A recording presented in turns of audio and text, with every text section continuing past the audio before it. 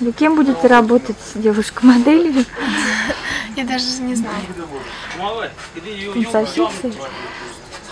Я еще не решаю. Я слышала, Маринхуром еще занимаетесь. Да, я Маринхуром занимаюсь. Ну, это самое экзотическое занятие. Сложно? Да. Ну, иногда.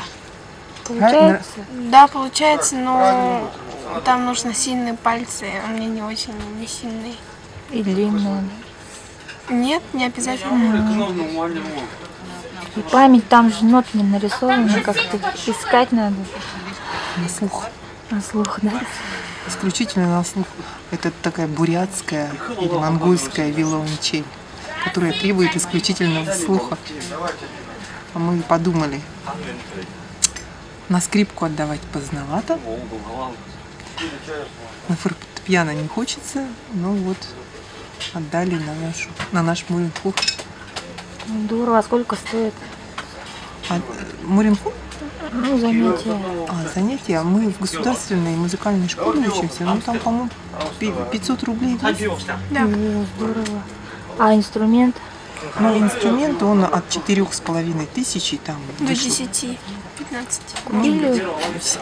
Потолка нету, в общем-то, как и скрипка Страдивари, сколько стоит. Маринхур тоже бывают очень дорогие инструменты. А там тоже бывает вот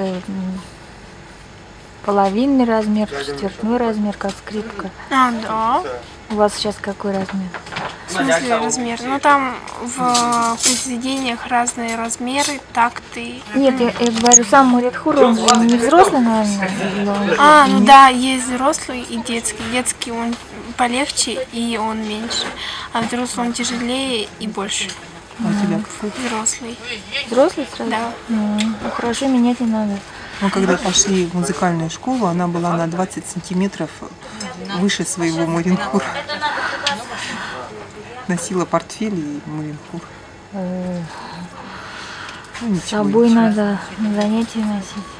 Да, мне в прошлом году папа привозил все время Маринхур. Но иногда приходится утром рано заходить туда и там оставлять. А сколько уже лет занимаешься? Ну, я в 3-й класс пришла. А сколько всего лет? 5. Осталось 2 года. Уже такие бурятские мелодии можешь сыграть? Да. Здорово. Я все жду, не дождусь. Ну, а вот как раз хотела спросить, как у нас с образованием, как дети живут, дополнительное образование как? Ну, дополнительное образование у нас в форме различных кружков, секций, детско-юношеских спортивных школ. В принципе, они есть, существуют. Вот недавно подняли заработную плату работникам сферы дополнительного образования. В принципе, есть у нас очень много такого рода курсов различных. Центры эстетического воспитания, центр туризма. Ну, в принципе, детям есть чем заняться в Республике Бурятия, лишь бы было бы, как говорится, желание. И это все абсолютно бесплатно для детей. Многие занятия бесплатно? Ну да, например, когда мой супруг работал в детско-юношеской школе, он бесплатно вел занятия по стрельбе из лука. А еще вы танцами занимаетесь? Да, но они платные. Ну, Катя ходит в платную школу с танцев Овчинниковой Людмилы Торжеевны. Это ансамбль Гульжамы. Туда ходить престижно, выступает на самых лучших площадках города и республики. Вот, поэтому Еще на гастроли ездим почти каждый год. По странам и континентам. Уже в каких странах побывали? Я была во Франции, в Польше, в Чехии, в Германии, в Болгарии. Здорово. И ты же видишь мир не как турист, а как-то немножко изнутри, да? На фестивале здорово. Где тебе больше всего понравилось? В Польше и в Болгарии, потому что в Болгарии есть море. Мы каждый день ходили купаться. А еще там кухня все-таки, она приближена к нашей доктрине. Вот этим еще понравилось детям там, особенно в Польше. А язык понимала?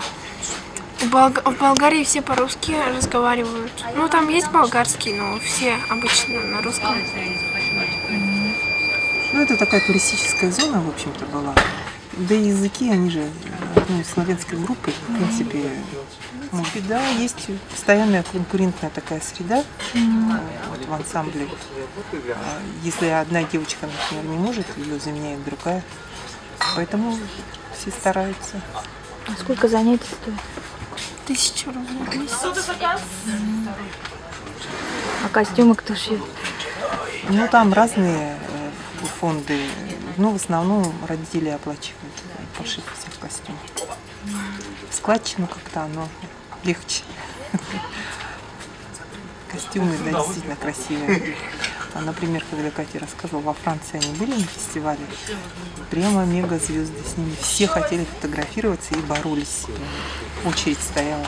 Да. Костюмы очень красивые. И вот они выходят на сцену и побеждают только. Костюм, а еще как затанцуют. Ну, да. Так, все просто первые места у наших бурятских детей. Бурятские дети талантливые. Вот это, наверное, и есть наше достояние. Наши дети.